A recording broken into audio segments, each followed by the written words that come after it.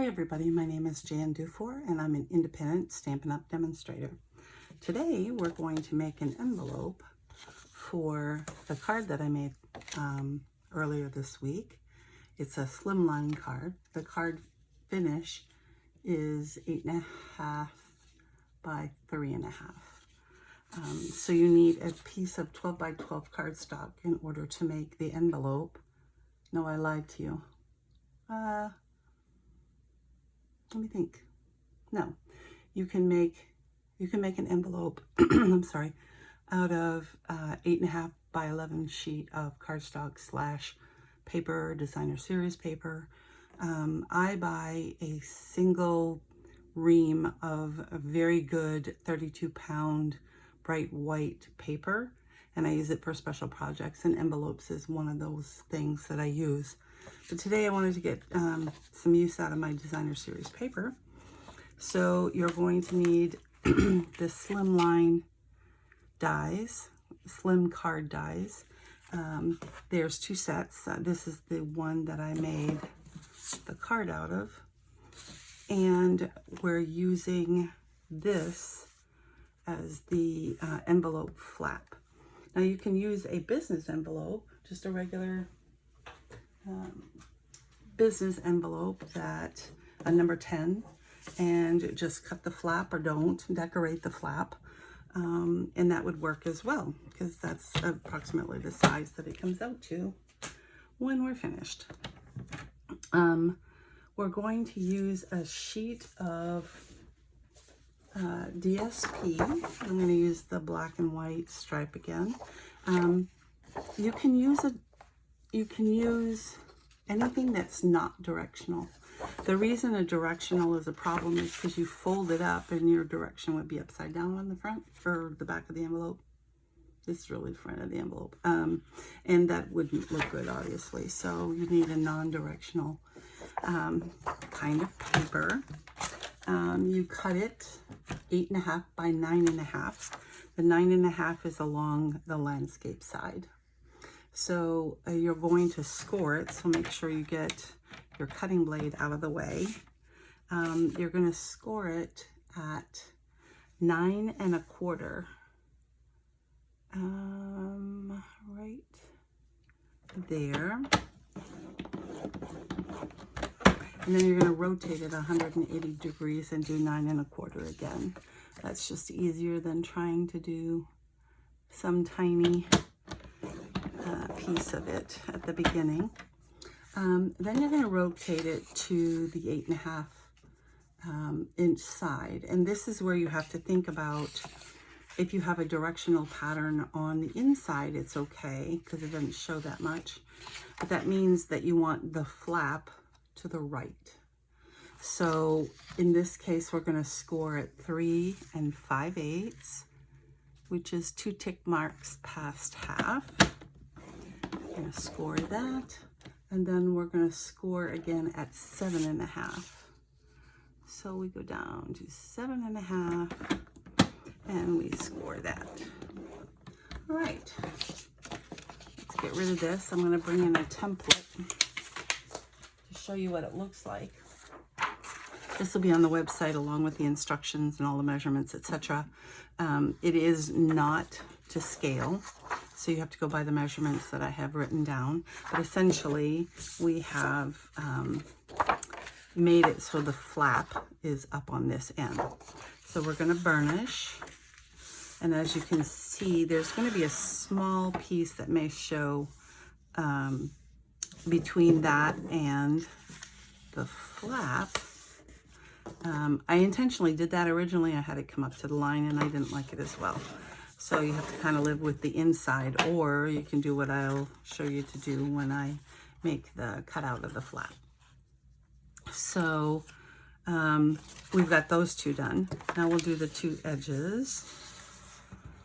And fold those in. They're kind of small, so you kind of have to work it before you get to the burnishing part of this.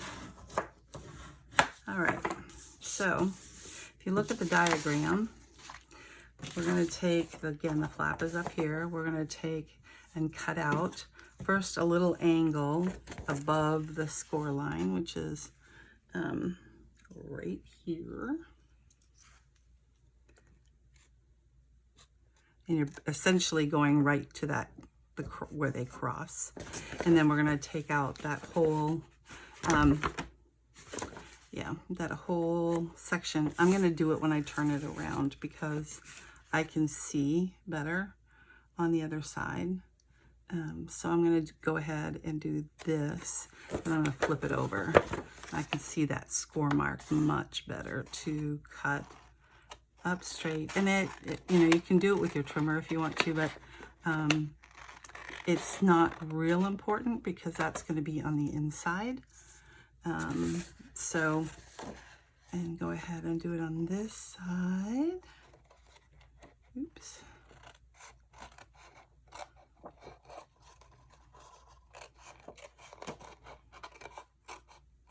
There we go.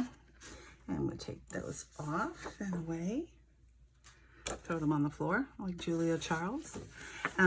Next, we're going to cut straight across. And then we're going to angle it or miter the corner. And that's just so that it fits once we fold it. And try to put a card in there, it will work better if it's mitered. And you can go ahead and cut off these two flaps. Originally, I didn't cut them off until after I did the flap decorative part, but I don't think it matters. We're going to find out real soon if it matters. All right, so when it's ready to put together, you can use tear and tape. I'm just going to use the glue. You just have to be a little bit careful. Don't go above the straight line of where the angle is.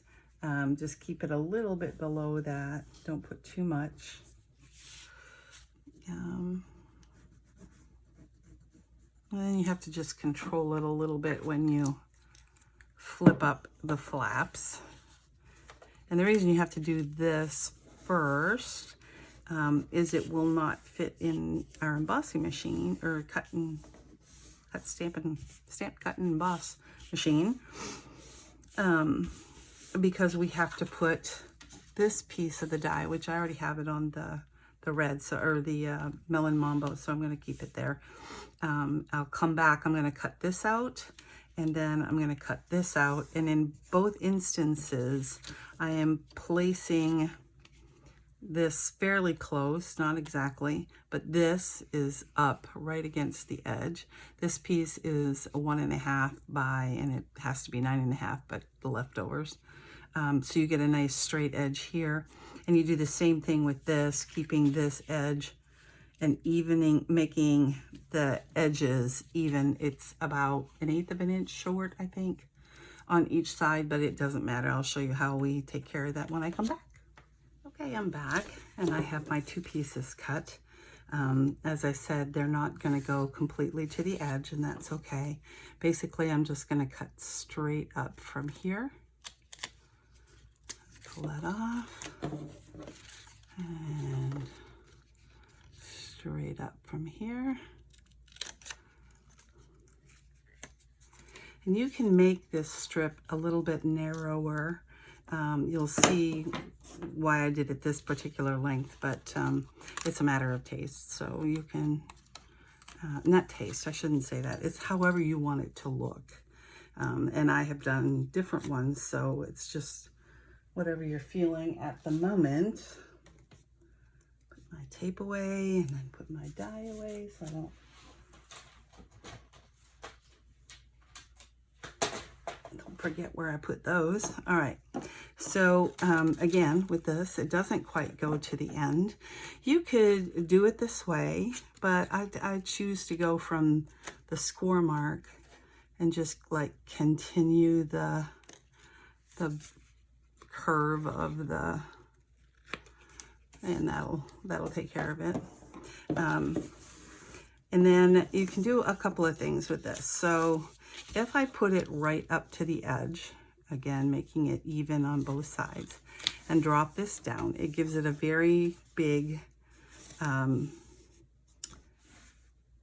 ruffle of extra color. I don't really want it quite that big, and I kind of wanted to get rid of this view. I prefer not to see the hearts on the inside. I made one with it, and I was okay with it, but I thought, you know, if I could get rid of that, that would be okay with me.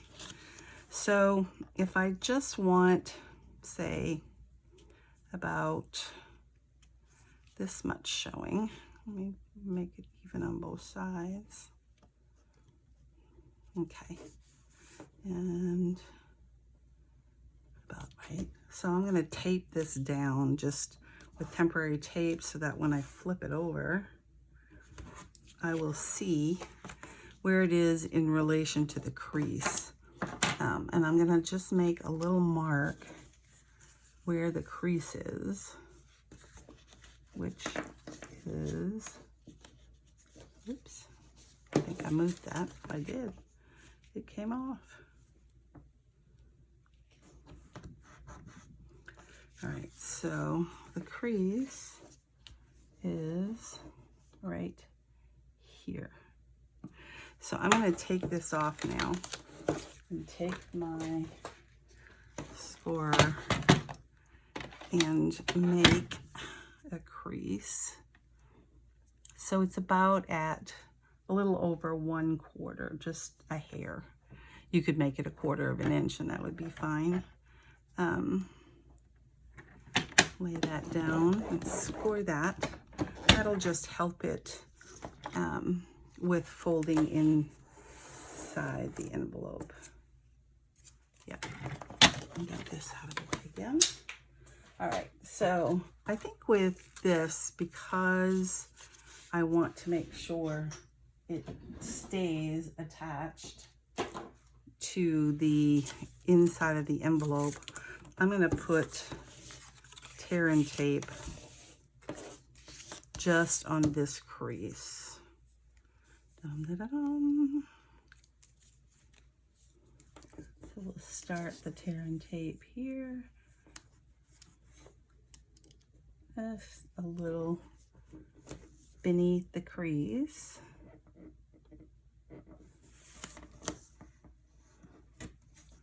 It doesn't have to go all the way across because we're going to be gluing down the rest. I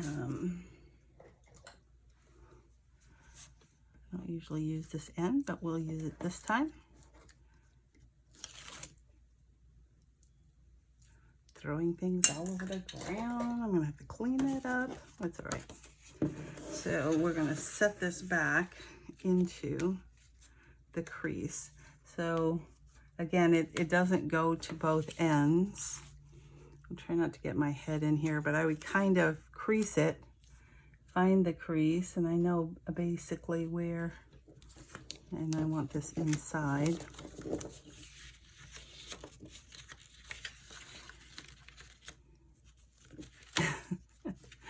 Well, maybe I should have used the glue. We'll see. I didn't make it this long last time, so I know what. We're just gonna do, yeah. All right. Hey, when you're messing with stuff, you have to like figure it out. So it goes there, and then I'm just gonna lift this up real quick and tuck it inside. There we go. And then I can crease it again. Take these pieces off. I think maybe I wouldn't use tear and tape next time. Not that it was impossible to do, because I did it, but I think I would use the liquid glue instead. There you go. And that is your envelope. Now, if we wanted to mail this, of course, if you're not mailing, if you're handing it off, it doesn't matter. But if you want to mail it, you're going to have to put a white label on it and address it, and then maybe your address label, or cut out another skinny one, maybe one of these cut in half and put up in the corner so that you have your address in there. And also, if you wanted to dress it up, if you'll recall in the video when we were making this, I told you if you are careful with how you, the exact measurements to make it even all the way around, you get this frame, and then it would be really cute to put the frame right here. As a matter of fact, I'm going to do that right now because I like that. It brightens up. Now you might not want to do that all the time, but so I'm just taking off the adhesive strips, or sheets rather, have breaks in them so you can peel and unpeel. And I'm kind of just gonna like put the top where I know it has to go, and then move that around until I have it where I want it. And then I can put it down. Oops, move that a little bit too far. There we go. There. And then once you have one side down, you can flip it over and peel the rest of it off. And you don't have to do this. This is just a pop of color since I like black and white, but the card is much more colorful, which I will show you again in a moment. I usually use my pick tool for this. It was missing in action, but I found it.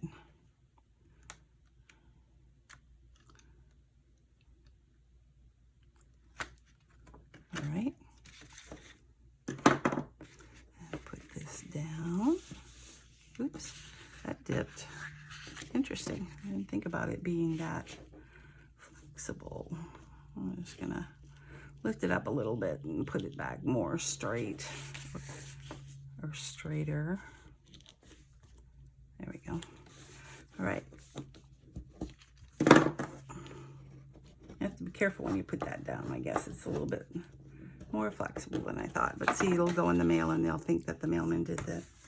And there is your envelope with your cute card to go in. I hope you enjoyed this. Leave comments below. Subscribe if you'd like to follow me. I usually post 1 to 2 a week, usually on Wednesdays and Saturdays. If you have any comments or helpful hints that you want to share, please do that as well. If you don't have a demonstrator, you can email me at jandufour@yahoo.com, and I'd be happy to send you out some free catalogs. If you want to visit my blog where all of these instructions are, it's at stampmesilly.com. And if you want to purchase any of the items, we have, I think, 7 days left of celebration. It goes until the 28th of February. You can shop at jandufour.stampinup.net. After the 28th of February, celebration will be over. What that means is for every $50 that you spend, you get a free gift. There are several gifts that are both a stamp and paper, or a die and a stamp. And those are at the $100 level, so you need to purchase $100 in order to get those. But I enjoyed making this for you. If you have any comments, leave them down below. Thanks a lot. Bye.